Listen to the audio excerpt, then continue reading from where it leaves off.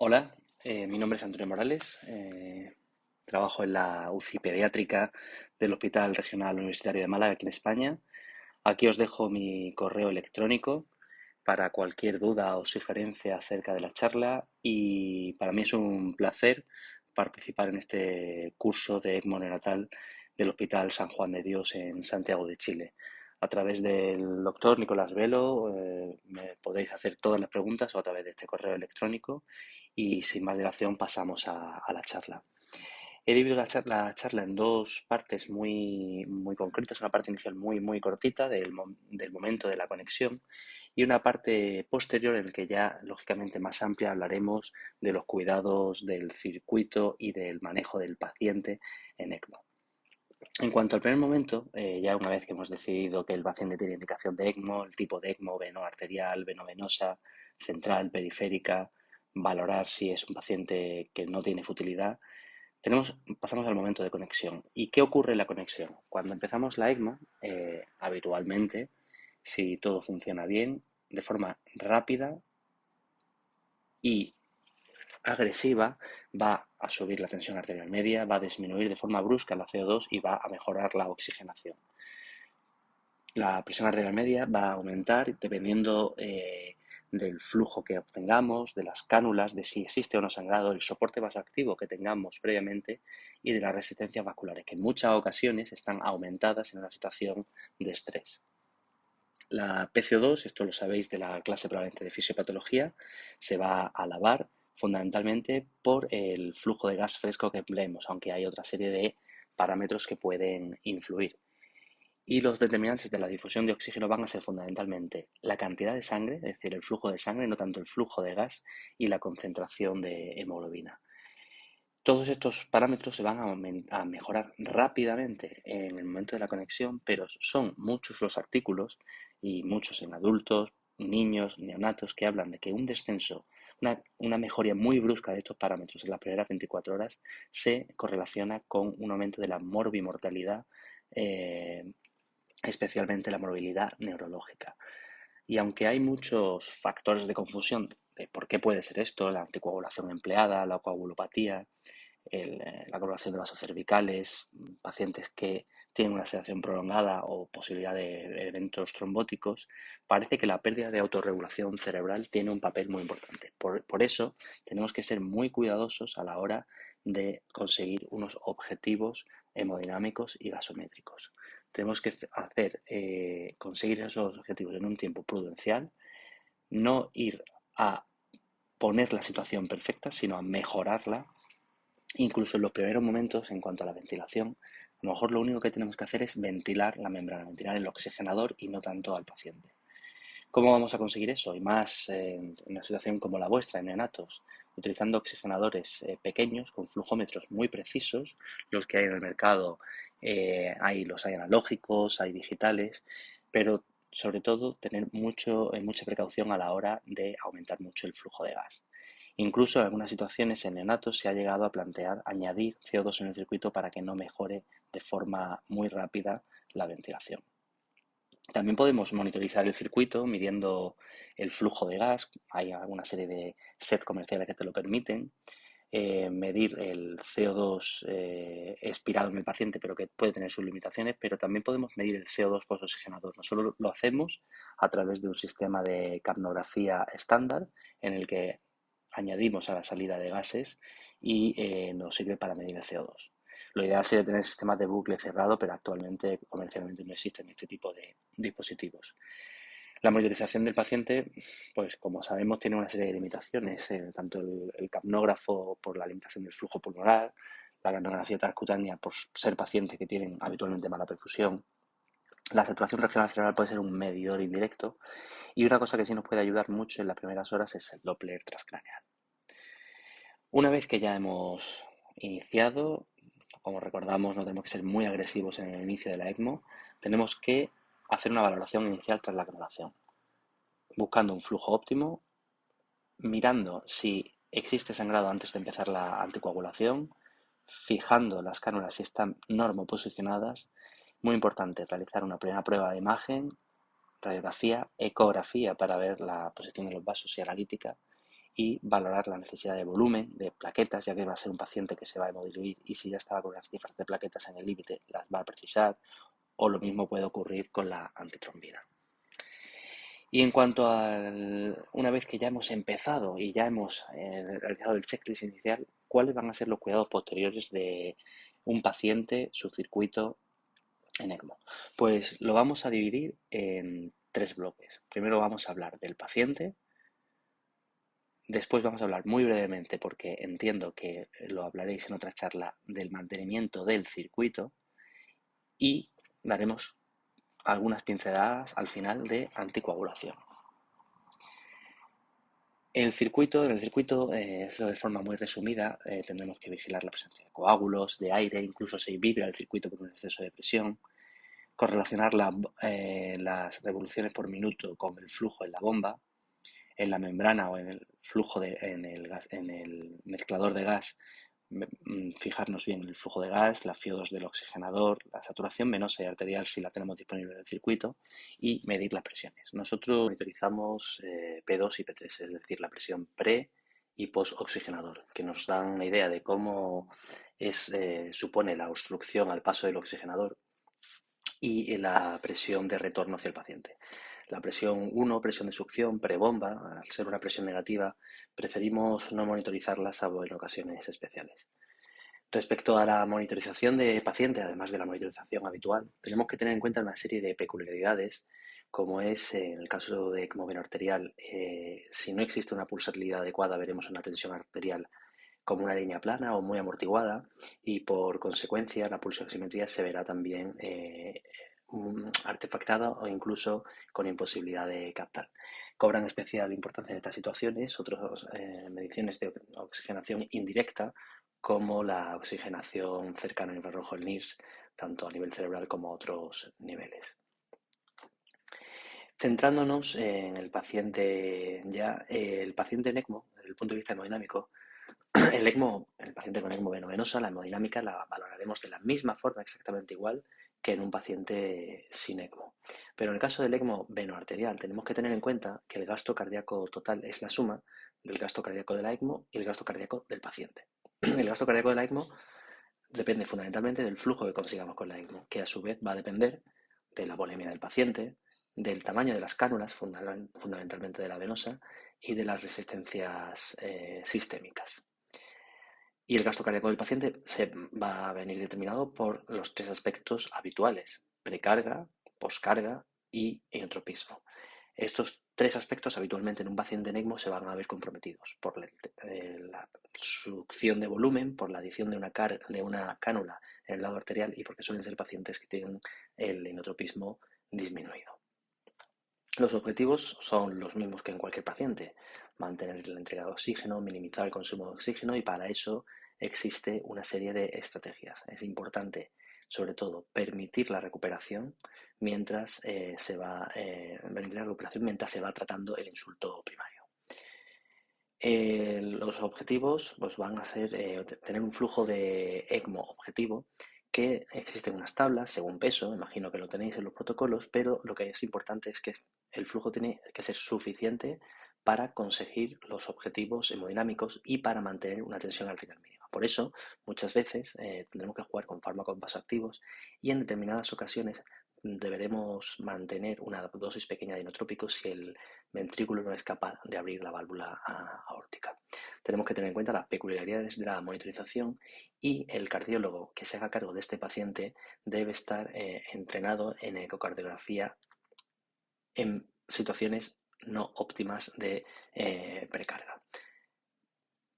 La descompresión del ventrículo izquierdo, que ya hemos comentado en algunas ocasiones, cuando el ventrículo izquierdo está muy disfuncionante y se añade una cánula venosa, una cánula arterial, termina de provocar una disfunción del mismo y el poco volumen que llega por la circulación bronquial, por los vasos de Tevesio, terminan provocando un edema pulmonar por el hecho de no poder abrir la válvula aórtica. Esto debe tratarse de forma enérgica, con diferentes escalas terapéuticas, pequeñas dosis de inotrópicos, o realizar una tricectomía o incluso añadir una cánula en la aurícula izquierda.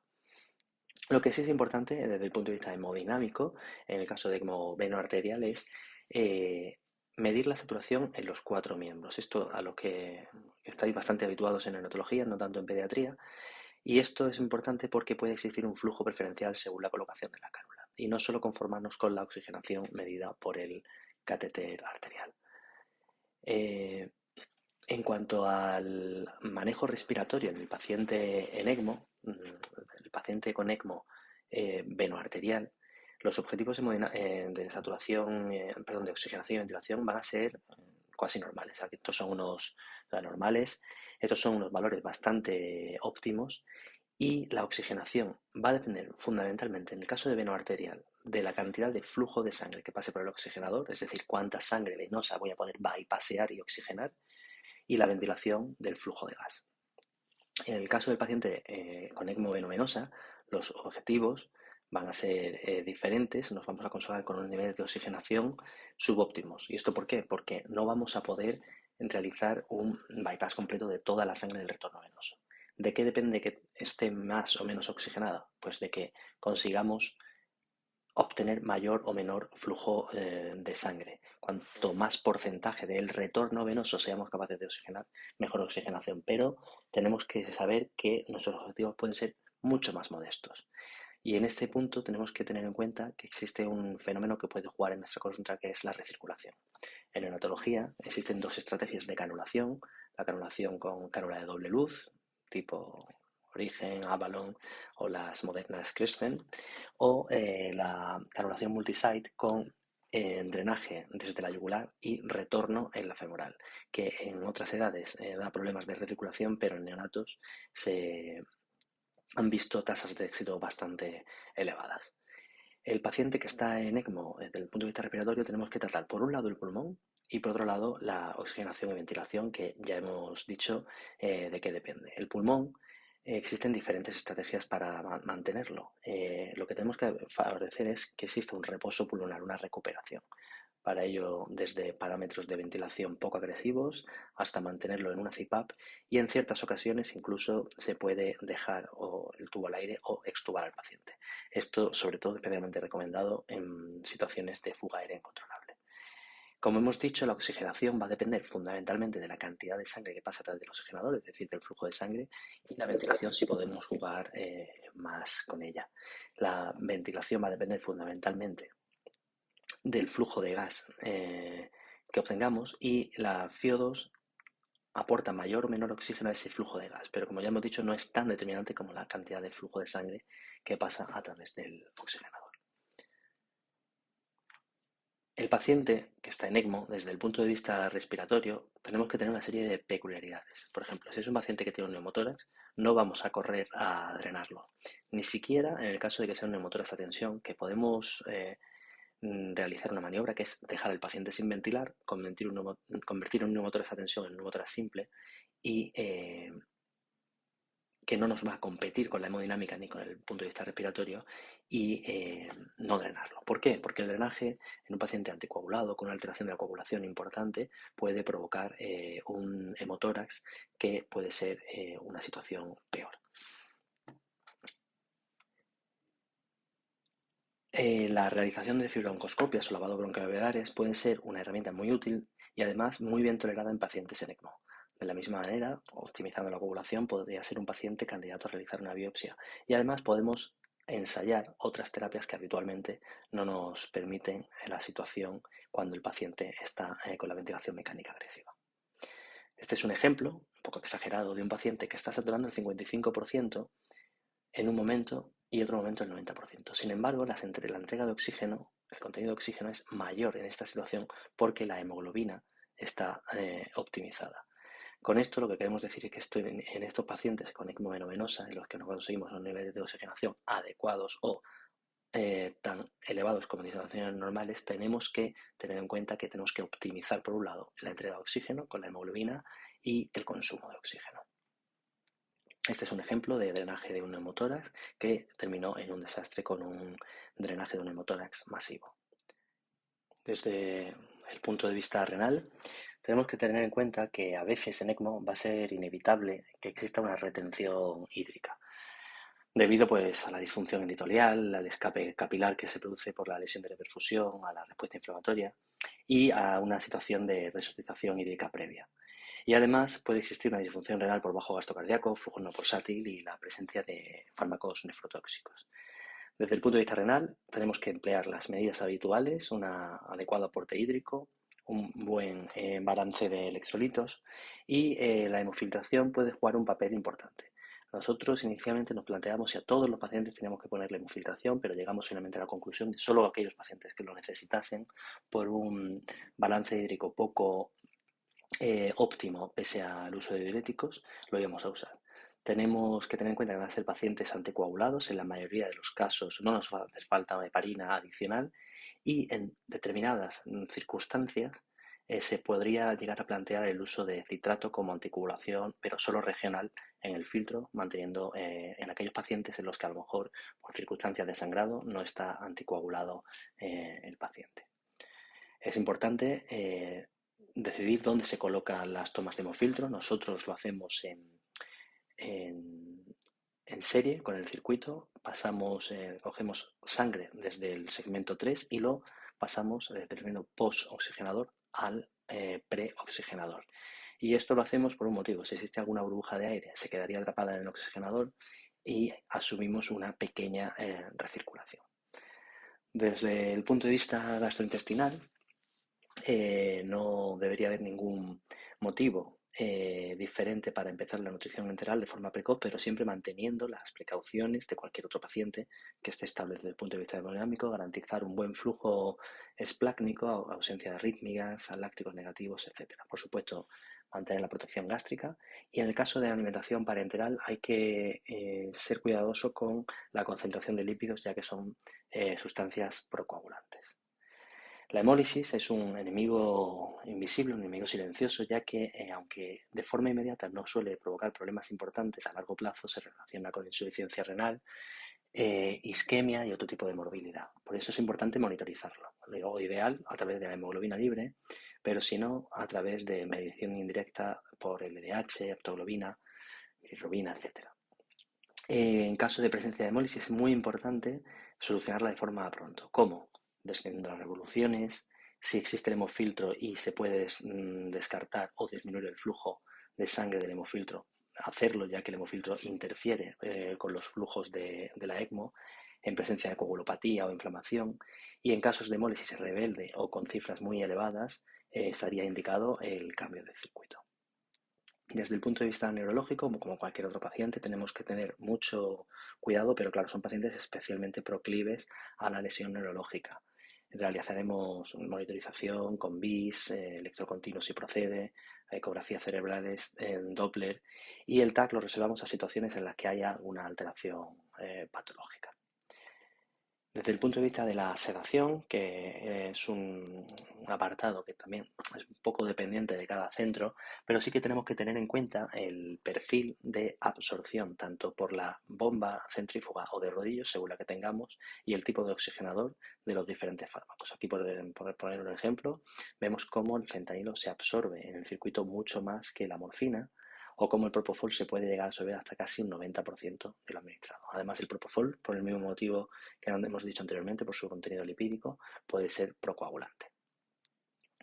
Desde el punto de vista infeccioso, otro apartado que depende mucho de la política local, pero sí que tenemos que tener en cuenta que los pacientes en ECMO son de alto riesgo, con alteración de la función inmune claramente, y que se debe ser muy proactivo en la detección de la infección, ya que además supone una gran dificultad. Se deben vigilar signos de alarma, realizar tomas de cultivos seriados, sí o sí se debe realizar profilaxis en la clonación y en la declonación y se debe seguir una asepsia estricta. En algunos centros, en aquellos pacientes que están en ECMO, reciben durante todo el curso de ECMO antibioterapia de amplio espectro, incluso antifúngicos, ya que la infección fúngica se ha demostrado con un alto porcentaje en este tipo de pacientes. Y otros centros en el que nos incluimos realizan una vigilancia activa en la que a los mínimos datos clínicos, analíticos, microbiológicos de riesgo iniciamos antibioterapia de acuerdo a los protocolos de asistencia de nuestro centro. En cuanto al circuito, tenemos que vigilar una serie de apartados del circuito el circuito propiamente dicho, la bomba, la membrana, el calentador y las cánulas. Volviendo a la diapositiva anterior, en el que existe un cuadro del juego de presiones, las presiones en el hemofiltro, perdón, en la ECMO tenemos que tener en cuenta que son diferentes a las del hemofiltro o a otro tipo de circuitos con bomba de rodillo. El hemofiltro es una bomba centrífuga, como vemos en la diapositiva posterior, en el que si existe un problema para conseguir flujo por una volemia insuficiente, una cánula acodada, el flujo va a caer y por tanto la presión va a caer, pero el gradiente entre el flujo y la presión va a ser diferente. Por tanto, no tenemos que fiarnos de la presión absoluta, sino de la tendencia, de la relación con el flujo que está teniendo, y en el caso de la diferencia entre P3 y P2, esto es fundamental para ver cómo está funcionando el oxigenador. Complicaciones en el circuito tenemos que diferenciarlas en problemas selectivos, que nos dan tiempo a pensar, que podemos tomar decisiones consensuadas, como un circuito que está teniendo coágulos crecientes, un fallo progresivo en el oxigenador o sospecha de infección del circuito, de aquellos que requieren una acción inmediata y que este tipo de complicaciones o problemas deberían suponer talleres exclusivos para acostumbrarnos a su manejo. Hay algunos problemas urgentes que requieren salida de ECMO, como una rotura de circuito o una decanulación accidental. La decanulación en la parte venosa nos llenaría el circuito de aire y por tanto lo dejaría inservible. Y la decanulación arterial, si no la advertimos, puede provocar una hipovolemia franca. Aquellos problemas que son urgentes y solucionables en la ECMO, como es la presencia de aire, de trombos o el fallo de oxigenador. Vamos a ver simplemente estos tres últimos con dos detalles.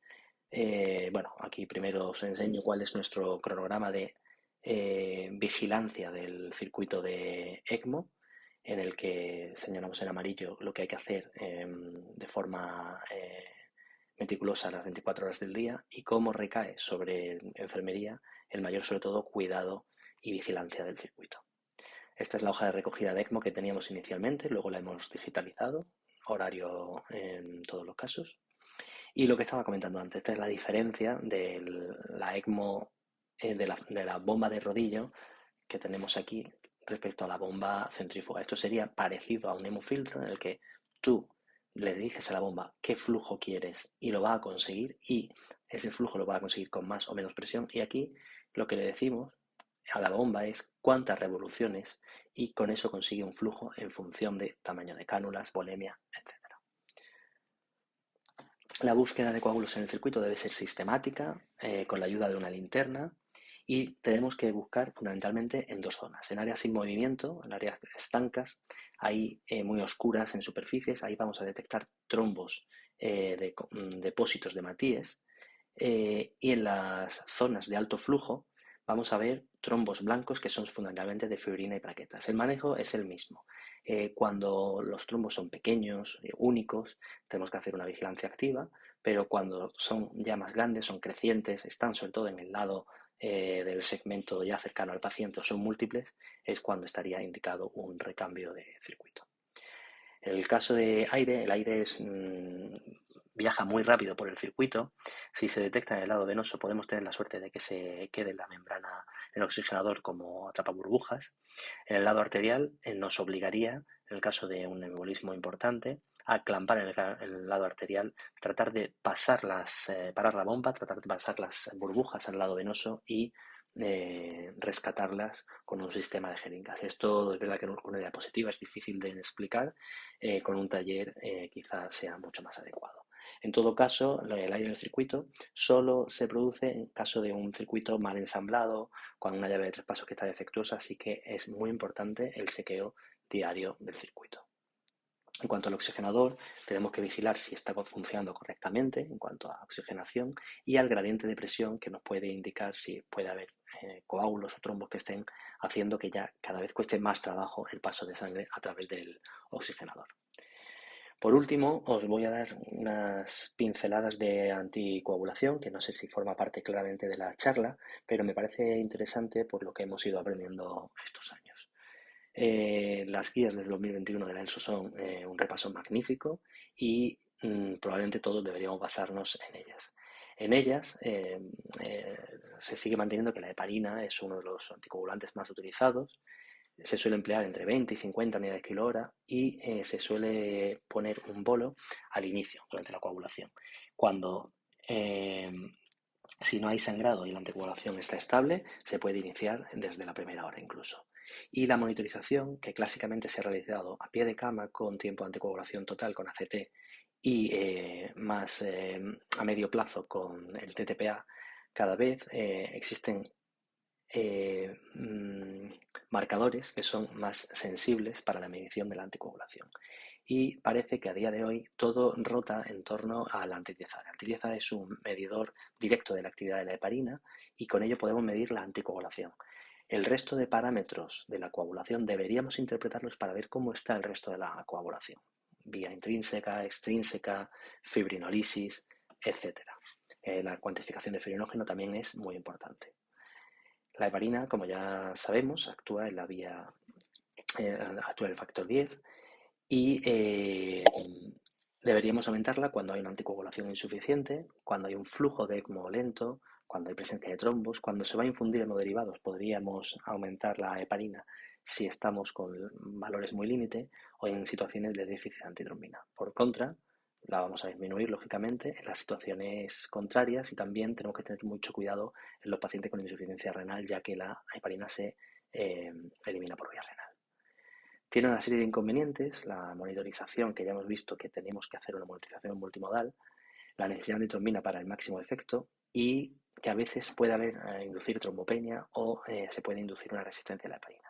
En determinadas circunstancias podemos utilizar la bivalirudina, que es un inhibidor directo de la trombina, y aunque últimamente se está utilizando en pacientes con ECMOs prolongadas, ECMOs a partir de los 7 días, cada vez son más los centros en los que de entrada se inicia la anticoagulación con bivalirudina. Así que es una cosa a tener en cuenta. La bivalirudina tiene una farmacocinética bastante predecible, tiene una vida media muy corta y no se une a proteínas plasmáticas. Y además tiene una degradación intravascular que hace que no tengamos que depender del riñón. Los problemas que puede tener es que no tiene antídoto, aunque tenga una vida media muy corta. Puede ser difícil la monitorización, aunque tiene una correlación bastante aceptable con el TTPA y un rango de dosis amplio. La ventaja de la degradación intravascular puede ser un inconveniente porque en zonas estancas o de flujo lento o, por ejemplo, en la situación de corazón no pulsátil se pueden formar trombos, así que tenemos que tener en cuenta también siempre estos inconvenientes.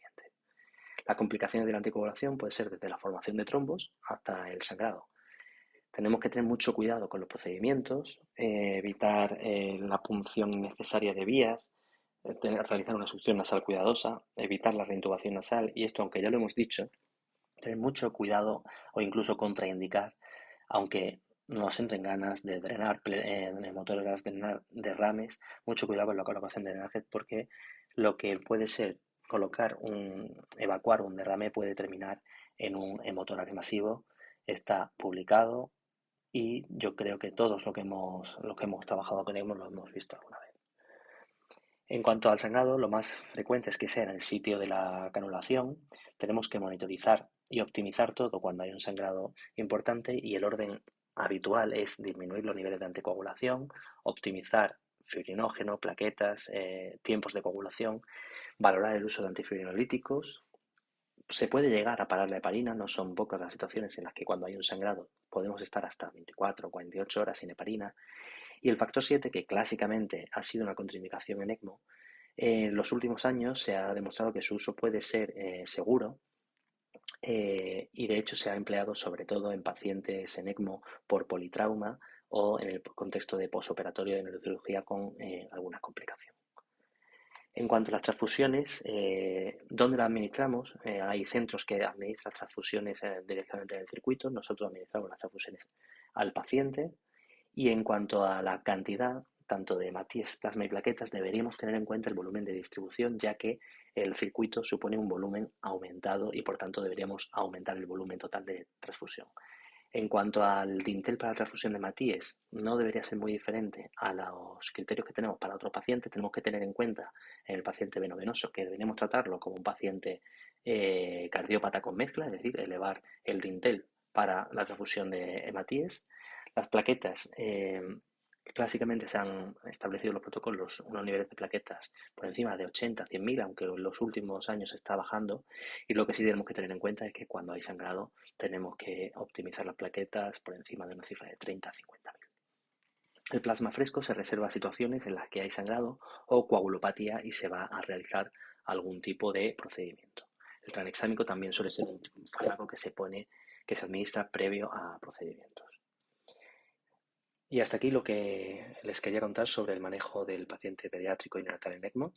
Espero que sea adecuado al contenido que deseaban, pero en todo caso, si hay cualquier duda o sugerencia, aquí tienen mi correo por si quieren comentar cualquier aspecto. Un saludo y muchas gracias.